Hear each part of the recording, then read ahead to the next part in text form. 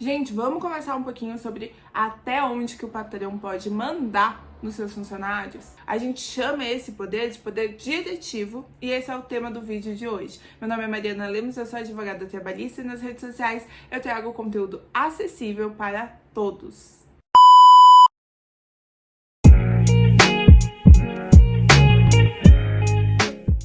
O empregador dentro da sua empresa, ele tem o poder de dirigir os seus funcionários. Isso é um conhecimento que a gente tem, assim, bem comum. O que a gente precisa entender é que esse poder tem limites, obviamente, como todos os poderes. Ainda mais quando a gente fala na relação entre patrão e funcionário. Ele tem poderes, sim, mas eles não são poderes, assim, absolutos. A gente tem limites e a gente vai falar sobre isso. Quando você começa o empreendimento, quando você trabalha com funcionários, a gente sabe que você não está trabalhando simplesmente com a lei. Eu vou trazer aqui o que a lei fala para vocês, mas eu acho muito relevante a gente sempre pensar que o trabalhador, muitas vezes, e até por isso que eu faço esse tipo de conteúdo, o trabalhador não tem conhecimento pleno sobre o direito do trabalho. E muitas vezes o que ele tem é a sensação. Isso parece justo e isso parece injusto. Então, quando você for fazer alguma atitude e dar alguma ordem dentro da empresa, você tem que considerar essa sensação. Será que os seus empregadores os seus trabalhadores vão ficar se sentindo injustiçados ou será que eles vão se sentir bem dentro daquela empresa? Não é só sobre a lei, também tem sobre a sensação e a gestão dos seus funcionários. Isso também é muito relevante da gente levar em consideração. Mas vamos falar sobre a lei e vamos falar onde que tem esse limite, não só do que como você vai fazer o seu trabalhador ficar engajado e ser produtivo, mas também como que você não vai ter problemas na justiça mais pra frente. Porque eu, como advogada trabalhista, que também converso muito com o trabalhador, eu sei exatamente onde dói e eu consigo saber por que que eles vêm me procurar. E saber por que que eles vêm me procurar também ajuda o empreendedor a saber o que não fazer para que seus funcionários não procurem advogados trabalhistas, e a gente sabe que dependendo da onde ele procurar e do que você estiver fazendo ali dentro da empresa, pode custar muito caro essa procura do teu funcionário por um advogado trabalhista. A gente sabe que é muito importante para um bom empresário ele saber coordenar a sua equipe. E a lei garante sim um espaço para que ele coordene a sua equipe, a sua marca, a imagem da sua marca. E por que eu falo em coordenar? A gente sabe que o trabalhador seletista, aquele trabalhador com carteira assinada, eu não tô falando aqui, a gente tá falando aqui em vínculo de emprego, eu não tô falando aqui em prestador de serviço. Prestador de serviço não tem subordinação. E se você quiser dar uma olhada, meu último vídeo foi sobre prestador de serviço. A gente tá falando aqui sobre trabalhador contratado e o que você pode mandar ou não o teu trabalhador contratado com carteira assinada fazer. E esse funcionário com carteira assinada, ele é um funcionário subordinado. O que isso significa? Significa que tem hierarquia lá dentro. A legislação trabalhista, né, a CLT, lá no artigo 2º, fala que o empregador tem o poder de definir como as atividades dentro da empresa, dos empregados, serão desenvolvidas. Isso faz parte da relação de trabalho, você poder coordenar a sua equipe. O que é a organização? A organização, a gente está falando, você vai decidir a carga horária dos seus funcionários, você vai decidir se você vai contratar eles por 8 horas, por 6 horas, por 4 horas. Você vai decidir se o seu funcionário vai trabalhar de manhã, de tarde, de noite, se ele vai chegar às 8, se ele vai chegar às 9, se ele vai sair às 6. Tudo isso faz parte da gestão empresarial, assim, que a gente faz lá na parte do contrato. Mas também você vai decidir se ele vai usar uniforme, você vai decidir, dependendo do tipo de empresa que você trabalha, se você, por exemplo, telemarketing, você vai decidir como que ele vai atender o cliente, você vai decidir qual que é a frase que ele vai falar quando ele atende o telefone, você vai decidir como que ele vai fazer para fechar, o que ele está autorizado ou não a dar de desconto, entende? A gestão vai muito além do simples falar faça isso ou faça aquilo, você vai decidir desde o começo. E aí que a gente tem essa possibilidade, como você começou lá atrás, pensando no teu funcionário, fazer esse planejamento trabalhista, saber se você vai pagar hora extra ou vai implementar banco de horas, se você vai contratar aquele trabalhador realmente para trabalhar de noite e ter um adicional, se você vai ter os seus funcionários todos entrando em contato com produtos que vão gerar insalubridade ou periculosidade, se você vai colocar todos os seus funcionários para trabalhar em tal lugar em que eles vão precisar usar EPI, se você vai exigir dos seus funcionários o uniforme, como que você vai pagar esse uniforme. Então, todo esse é um planejamento trabalhista que a empresa pode fazer lá no começo ou, obviamente, no decorrer da sua empresa, quando ela sentir necessidade. Uma boa gestão empresarial, ela vai fazer esse planejamento trabalhista antes mesmo de começar a contratar seus funcionários, mas sempre vai fazer tudo isso e aí vai poder fazer o código de ética e o regimento interno da empresa, que também vão organizar esses pontos principais, se o funcionário pode ou não usar celular na hora do trabalho, em qual momento ele pode usar o celular. E aí a gente tem também o próximo poder, que é o poder de punir quando o funcionário não obedece às regras. Quando a gente fala em poder diretivo, a gente tem o poder de controle e o poder de disciplina. Até agora eu estava falando com vocês sobre o poder de controle. É o empreendedor, o empregador, o patrão decidir tudo o que precisa ser feito na empresa, porque ele sabe o que precisa ser feito na empresa, e decidir como que aquilo vai ser feito.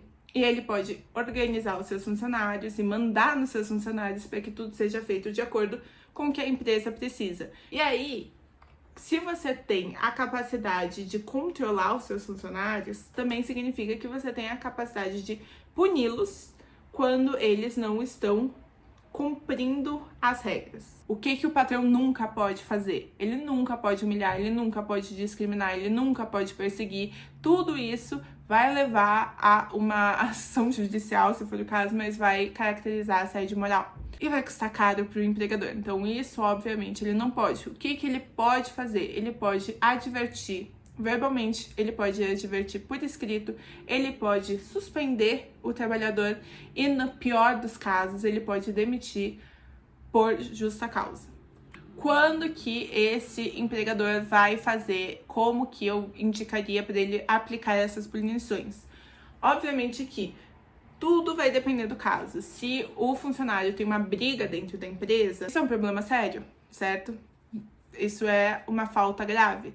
Isso dá uma justa causa na hora. Você vai fazer provas de que aquilo aconteceu e vai demitir e explicar por que você está demitindo aquele funcionário por justa causa. Agora, em pequenos casos, no caso de pequenas faltas, como atrasos frequentes, como atrasos repetitivos, como faltas não justificadas, como o uso de celular quando na regra não é para usar o celular. E sim, esse foi meu celular tocando, achei o timing irônico. Como o uso do celular quando a regra é não pode usar celular. Tudo isso são atitudes que podem levar a uma punição daquele funcionário. Nesse caso, como que a gente faria essa punição desse funcionário? A gente começaria com uma advertência verbal, depois uma advertência por escrito. Lembrando que a advertência por escrito que o funcionário vai assinar para você vai ser uma advertência que você vai explicar para ele o que está acontecendo. Não é para usar isso como uma vingança, para falar mal. Tem que treinar muito bem a tua equipe.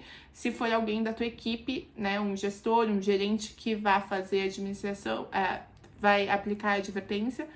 Como eu disse, não é proibido você ser babaca na hora de aplicar a tua punição, mas o teu trabalhador vai se sentir injustiçado e aí é a maior chance dele buscar um advogado trabalhista. Eu acho que dentro da advocacia preventiva, obviamente que a gente vai observar a lei, a gente vai observar o máximo possível como que você vai evitar problemas legalmente e como que você vai fazer provas, mas também tem que observar quais são os gatilhos para que aquele trabalhador procure um advogado trabalhista. E um dos gatilhos é essas advertências sendo aplicadas de forma injusta. Eu escuto muito caso, muita gente vem falar comigo nas redes sociais falando o que acontece, o que eu posso fazer.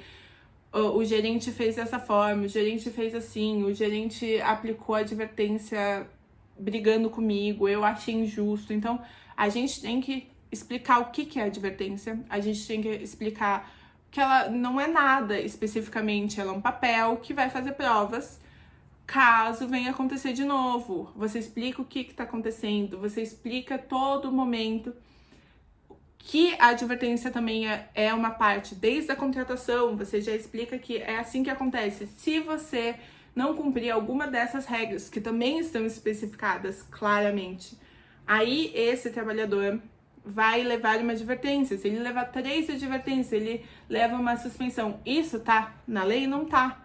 Mas se você colocar isso na lei, no regulamento, no regimento da tua empresa, o teu funcionário não vai se sentir, não vai ter esse gosto amargo quando isso acontecer.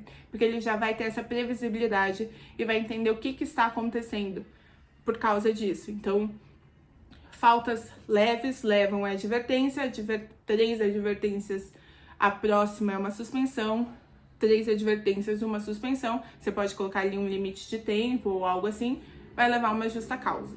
Também é possível que a própria categoria daquele funcionário, né, que o sindicato daquele funcionário tenha proposto regras nesse sentido. Então, é sempre importantíssimo, quando você contratar o funcionário, você dá uma olhada para ver se tem acordo convenção coletiva da categoria e saber de cor acordo convenção coletiva. Documentos que o empregador ou quem está fazendo a gestão de funcionários dentro de uma empresa precisa saber de cor. É o contrato, o código de ética da própria empresa, o regulamento interno dessa própria empresa e acordo ou convenção coletiva do trabalhador. Então, tudo isso tem que ser assim, ó, na ponta da língua você sabe que são as leis daquela relação de trabalho. E bem por causa disso, todas essas regras têm que ser muito simples. Código de ética e regulamento interno da empresa tem que ser simples. Contrato de trabalho tem que ser simples, tem que ser pontual. Obviamente, tem coisas específicas que tem que estar lá, mas tem que ser simples. Então, quando você for